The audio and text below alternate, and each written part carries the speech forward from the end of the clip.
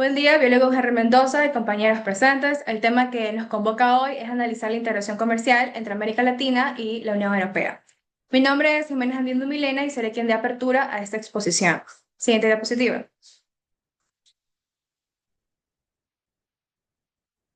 Antes de adentrarnos en este análisis, debemos responder a una pregunta esencial. ¿Por qué es importante la integración comercial? Su importancia radica en que impulsa el crecimiento económico al crear mercados más amplios y diversificados, al igual que reduce costos mediante la eliminación de aranceles y barreras comerciales, y genera empleo y mejora los niveles de vida de la población. El objetivo general de esta investigación es poder analizar comparativamente el impacto de estos diferentes niveles de integración comercial en la reducción de barreras arancelarias y no arancelarias entre América Latina y la Unión Europea durante el periodo 2000 y 2025. Asimismo, se implementa esta pregunta sobre qué lecciones puede extraer América Latina de la experiencia de la Unión Europea en cuanto a la eliminación de barreras comerciales. Para comprender mejor esta importancia, es necesario analizar los fundamentos teóricos que sustentan los procesos de integración comercial. La siguiente diapositiva abarca los puntos del marco teórico. Como primer lugar, tenemos la integración económica, es una estrategia que permite a los países unir fuerzas creando bloques comerciales más poderosos. Las barreras comerciales son obstáculos que históricamente han limitado el comercio internacional. En cuanto a los niveles de integración, representan más bien una escalera de cooperación comercial donde los países avanzan paso a paso. El primer paso o la primera etapa es el acuerdo preferencial. La siguiente diapositiva. Aquí los países otorgan preferencias comerciales específicas y reducir aranceles en ciertos productos. En cuanto al área de libre comercio, se eliminan barreras comerciales entre países miembros, pero cada uno conserva sus propios aranceles en terceros países. En cuanto a la unión aduanera, se soluciona el problema anterior y se crea un arancel externo común. Todos los miembros cobran exactamente lo mismo a países externos. En cuanto al mercado común, aquí surge la libre circulación de servicios, capitales, personas. Por ejemplo, un profesional ecuatoriano puede trabajar libremente en Colombia. Las empresas pueden invertir sin restricciones alguna y operar regionalmente en el caso de los bancos. En cuanto a la unión económica, este es el nivel máximo, en el cual los países ceden soberanía económica para gozar de los beneficios de la integración total. Ahora bien, surge una nueva pregunta. ¿Cómo saber si una integración será exitosa o no? Para responder a aquello, se basa en la teoría económica que nos ofrece dos enfoques fundamentales. Siguiente diapositiva. Tenemos la teoría de Wiener, en la cual este nos habla acerca de la creación del comercio como un aspecto positivo y la desviación comercial como aspecto negativo. Es decir, que la integración puede crear comercio beneficioso o desviarlo hacia socios menos eficientes. En cuanto al modelo de gravedad del comercio, que está en la siguiente diapositiva, esta funciona exactamente como la gravedad que propone Newton aplicando al comercio. En este caso, la masa económica representa a los países con mayor PIB, Producto Interno Bruto, que comercializan más. En cuanto a la distancia, a mayor distancia geográfica es menor el comercio. Y las barreras se presentan mediante los aranceles, idiomas diferentes, que actúan como fricción que reduce el comercio. Esto explica por qué América Latina debería comercializar más con Europa. Ambos son bloques grandes, pero la distancia y las barreras históricas lo han limitado. La teoría nos da el marco. Ahora es importante reconocer cómo nace la integración económica comercial de estas dos regiones. La siguiente diapositiva inicia con América Latina. Aquí, en 1960, surge ALAC, la Asociación Latinoamericana de Libre Comercio, que fue el primer gran intento muy ambicioso, pero fracasó por la inestabilidad política y económica. Luego llega su versión mejorada en 1980 con la Asociación Latinoamericana de Integración. Luego, en 1991, el Mercosur, 1994, TELCAN, Tratado de Libre Comercio de América del Norte, y 2011, CELAC, la Comunidad de Estados Latinoamericanos y Caribeños, que es un foro político de toda la región. En cuanto a la Alianza del Pacífico, esta se creó en 2011, pero entró en vigor en 2015, que es más bien la nueva generación. En cuanto a la Unión Europea, siguiente diapositiva, esta inicia en 1945 con el fin de la Segunda Guerra Mundial, luego en 1951 con el Tratado de París, o SECA, Comunidad Europea del Carbón y el Acero, el cual implicó las cero producciones de armamento para enfrentar a sus vecinos políticos o territoriales. Luego en 1957 con el Tratado de Roma, 1992 con el Tratado de Maastricht, 1993 que entra en vigor la Unión Europea como ya representante, la cual tiene una libre circulación total hacia la moneda única. Ecuador demostró que la integración puede transformar enemigos en socios prósperos, pero en el caso de Europa. Mi nombre es Guerrero Andrade Génesis y les voy a hablar acerca de las barreras arancelarias. Históricamente, los aranceles han sido usados como herramientas de protección para industrias nacionales en América Latina. Esto se ha traducido en uso estratégico para sectores sensibles como la agricultura, el textil, la industria automotriz. A pesar de las reformas comerciales desde los años 90, muchos países aún mantienen niveles arancelarios elevados en sectores. La desigualdad entre estructuras arancelarias. Una característica clave en América Latina es la fuerte disparidad entre los países. Por ejemplo, Chile aplica un arancel uniforme y bajo del 6%, como parte de una política comercial abierta en contraste con países como Argentina y Brasil, que mantienen esquemas más complejos y diferenciados con aranceles que pueden superar el 35% de sectores industriales estratégicos. Siguiente diapositiva. Bueno, aquí tenemos a Mercosur, integrado por Argentina, Brasil, Paraguay, Uruguay, Bolivia, con Chile como país asociado. Sus objetivos son el libre comercio, la unión aduanera y la coordinación económica. Entre el año 2000 y 2010 hubo estabilidad, aunque hay excepciones bilaterales. De 2008 a 2015, la crisis global impulsó medidas proteccionistas, aumentando aranceles hasta un 35%.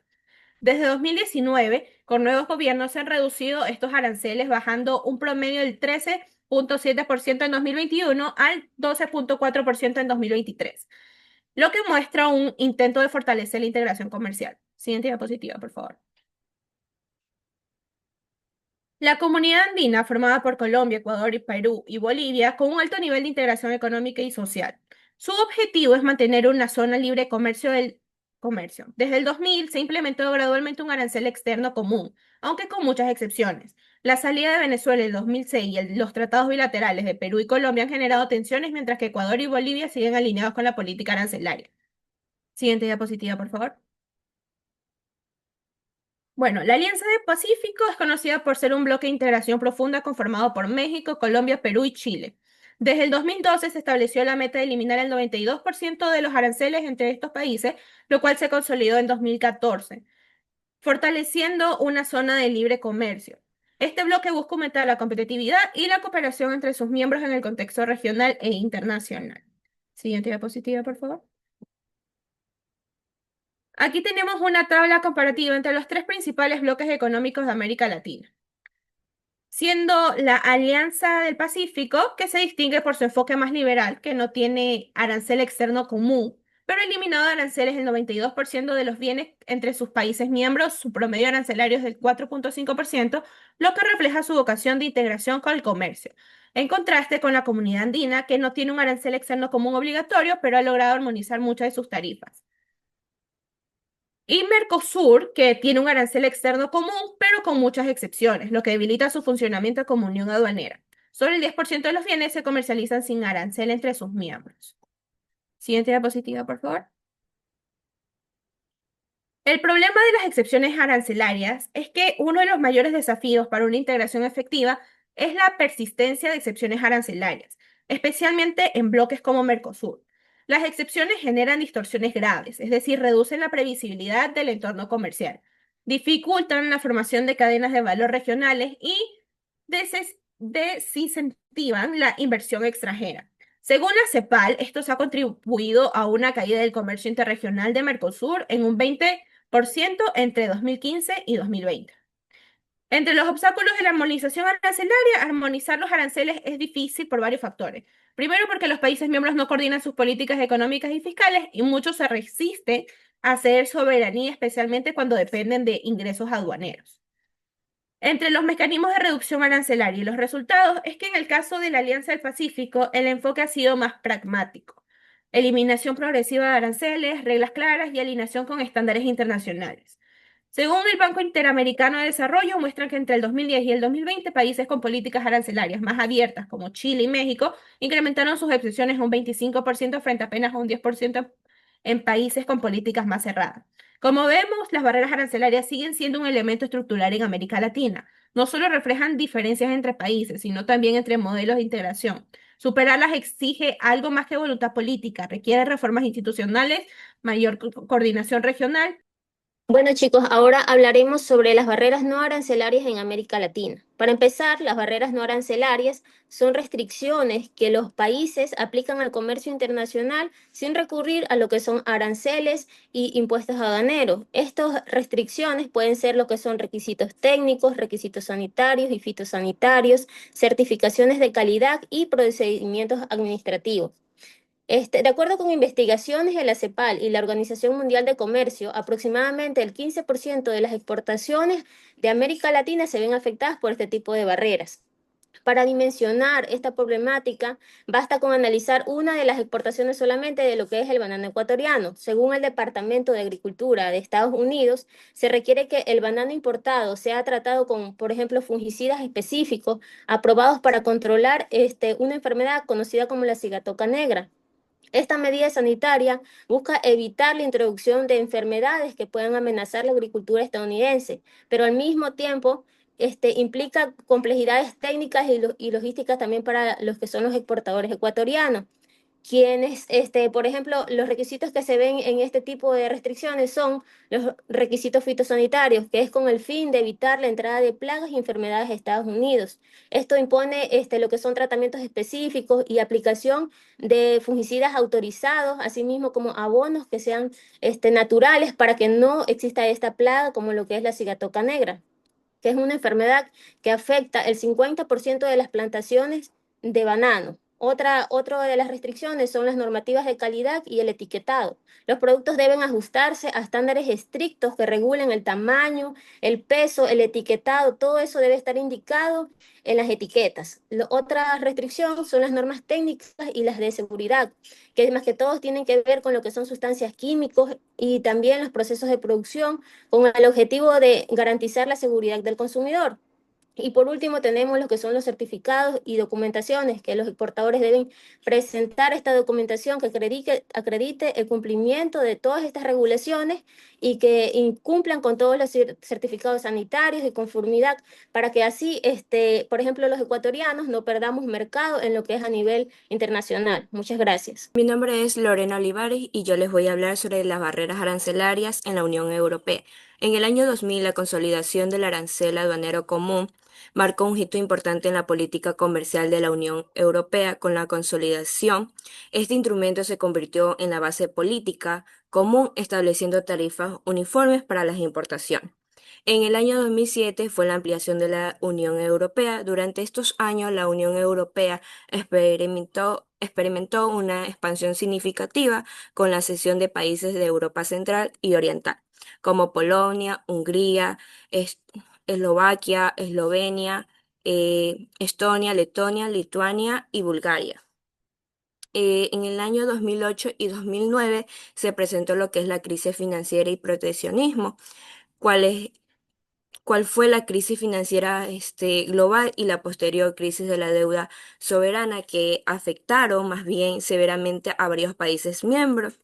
En el año 2010, la Unión Europea extendió más bien una profunda modernización de su sistema aduanero que implementaron procesos digitales y tecnológicos para mejorar la eficiencia del comercio y más bien simplificar los trámites aduaneros y reforzar lo que es el control sobre las mercancías ilegales.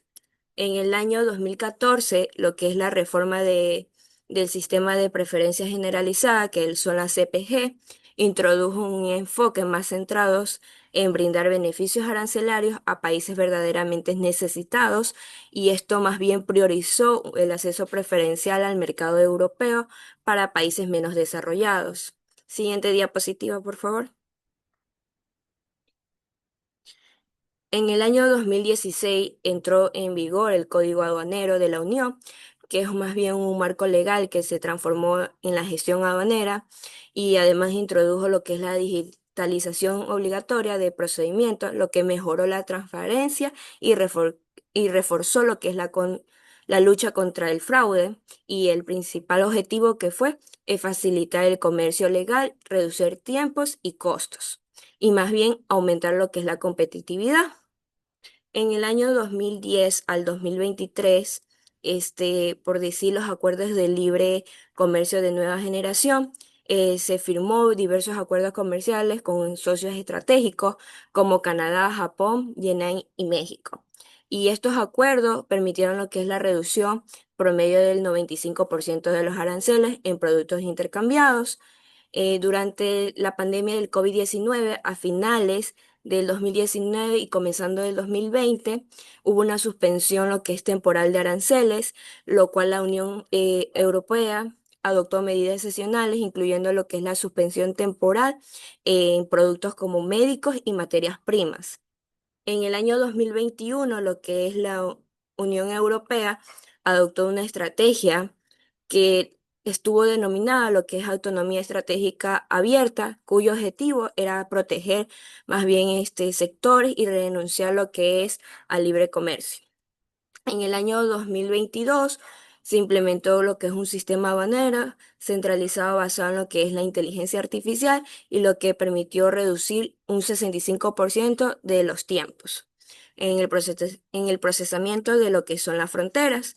En el año 2023 fue un mecanismo de ajuste en la frontera por carbono que más bien aplica los aranceles en función del impacto ambiental en los productos que son importados y su objetivo es evitar lo que es la fuga de carbono. Siguiente diapositiva. En el año 2024 fue que se introdujo una nueva reforma con énfasis en criterios de sostenibilidad, gobernanza y derechos humanos. Y los países beneficiarios, tienen que tener preferencias arancelarias, reflejando así los valores fundamentales que establece lo que es la Unión Europea. Y 2025 es lo que estamos en la actualidad, que la Unión Europea continúa con una política que es de liberación comercial selectiva, centrada en lo que son las negociaciones con bloques como Mercosur, Australia y otras regiones. Bueno, mi nombre es Gabriela Tama y yo les voy a hablar sobre la evolución y la armonización de las barreras no arancelarias en la Unión Europea. Uno de los mayores desafíos para la Unión Europea han sido las barreras no arancelarias, específicamente las diferencias normativas entre sus países miembros, ya que dificultan el funcionamiento para ser un verdadero mercado común. Para enfrentar este problema, la Unión Europea ha ido desarrollando un proceso largo a través del tiempo, que en este caso empieza con el Tratado de Roma dado en 1957 y a lo largo de las décadas han ido dejando las regulaciones nacionales aisladas y por supuesto avanzando hacia una normativa más común, lo que le ha permitido reducir las fricciones y mejorar la fluidez comercial. Un claro ejemplo de esto ha sido la creación de diversas entidades como la Autoridad Europea de Seguridad Alimentaria, que es una institución que aporta asesoría científica independiente sobre temas sanitarios y han sido claves para elevar los estándares de seguridad alimentaria y la trazabilidad dentro del bloque europeo.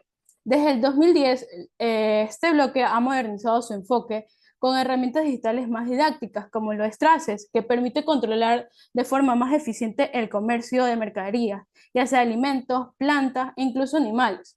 A esto también se le suman las políticas como el Pacto Verde Europeo y el CBAM, que es el mecanismo de ajuste fronterizo de carbono, los cuales vinculan el comercio con criterios ambientales laborales y de sostenibilidad. Hoy, más del 70% de todas las medidas no arancelarias aplicadas en la Unión Europea son de carácter técnico y ambiental, lo cual muestra una transformación importante que no solo busca facilitar el comercio, sino también alinearlo con los desafíos globales que se enfrentan, como el cambio climático o la protección de la salud pública. Es por eso que la Unión Europea ha ido desarrollando diversas estrategias. En la siguiente diapositiva se pueden denotar las más importantes. Comenzando con que la Unión Europea ha tomado medidas internas para reducir las divergencias normativas entre los Estados miembros, ya que estas diferencias técnicas y sanitarias fragmentan el mercado y aumentan los costos para las empresas. Lo que busca esta estrategia es prácticamente que los productos y servicios circulen con mayor facilidad dentro del bloque, eliminando los obstáculos necesarios. También para abordar estas barreras desde una perspectiva más técnica y precisa, se ha comenzado a utilizar diversos sistemas como el de análisis de información comercial administrado por la Junta, que es una herramienta que permite identificar, clasificar y entender las restricciones que afectan al comercio internacional, ayudando así a la toma de decisiones por parte de los representantes políticos con una información más acertada y específica. En cuanto a las barreras que no provienen del mismo país, sino de terceros, este bloque recurre a los mecanismos de solución de controversias, es decir, el Organismo Mundial del Comercio, el cual garantiza que se respeten las normativas multilaterales y se protejan los derechos de los exportadores. Finalmente, para facilitar el comercio a nuevos mercados sin complicaciones, promueve los acuerdos de reconocimiento mutuo que permiten que las certificaciones técnicas emitidas de un país sean aceptadas en otro sin la necesidad de repetir las pruebas, lo que agilizan los procesos, reducen costos y, por supuesto, fortalece la cooperación comercial internacional. Gracias.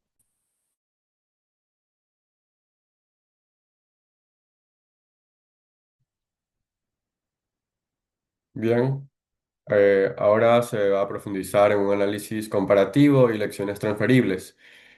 Como podemos ver, la Unión Europea ha logrado una integración profunda porque cuenta con instituciones que están por encima de las nacionales. También se puede decir que ha unificado sus leyes y normas, lo cual elimina los obstáculos que dificultan el comercio y la cooperación entre sus miembros. Esto le ha permitido maximizar las preferencias y tener una oferta exportadora muy atractiva a nivel global.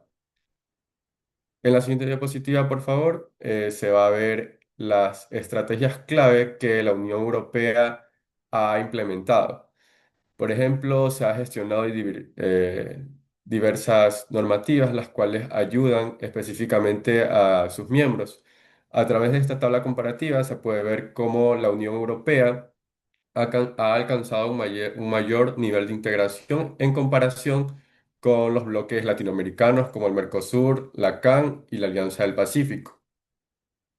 Ahora vamos a profundizar cómo se puede ver los bloques latinoamericanos, tales como el Mercosur, la CAN o la Alianza del Pacífico. Si bien es cierto que han avanzado en temas como la eliminación de aranceles y la libre circulación de factores productivos, se mantienen en una integración mucho más limitada y fragmentada en comparación con la Unión Europea. Bien, en la siguiente diapositiva, por favor. Ahora se dará respuesta a la interrogante de las lecciones aprendidas de la experiencia europea y cómo implementarlas en nuestra región, la cual destaca la necesidad de fortalecer las instituciones de integración, armonizar normas y estándares internacionales a fin de incorporar mecanismos flexibles, graduales, que fomenten la eliminación de barreras comerciales entre sus miembros. Como vemos, esto se fomenta una integración plena, como la experiencia europea, la cual comparten una cultura, aunque no todos los países que están inmiscuidos o son miembros plenos de la Unión Europea no comparten un idioma en común, sí tienen una historia similar.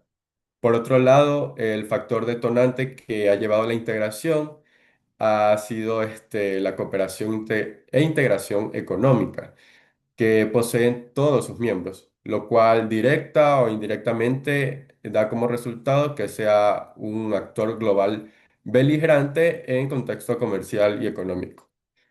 En retrospectiva, podemos decir que la Unión Europea demuestra que es una verdadera integración regional, la cual requiere instituciones sólidas, liderazgo regional y la voluntad sostenida, algo que aún Latinoamérica debe desarrollar más y trabajar a fin de que se fomenten los acuerdos formales a marcos regulatorios compartidos y una cooperación real. Gracias.